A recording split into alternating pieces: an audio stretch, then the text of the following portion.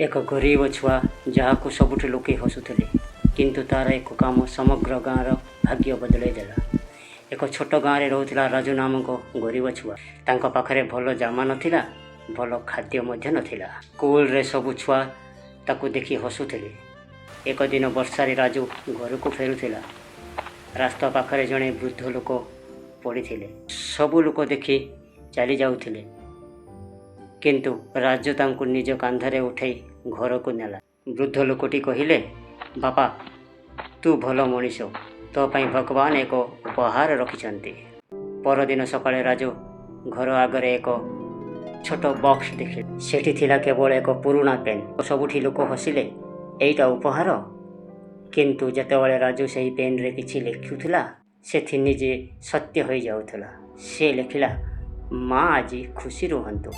तुरंत तांको माँ को काम मिलगला। से लिखिला, गाँव रे पानी आसु एवं गाँव रे नुआ कुआ खोदाला। धीरे धीरे समस्ते ताकू सम्मान करने आरंभ कले। किंतु एक दिन लोभरे राजू लिखिदेला, मु सबुठारु धनी हेबी एवं सही मुहूर्ते पेनटी जलिगला। ता बेले राजू बुझिला, जादू जिनिसरे नुहे भल मनरे थाए। भल मनीष हेबार शक्ति सबुठारु बड़ जादू। वीडियो भल लगिले लाइक और सब्सक्राइब कर दियंतु।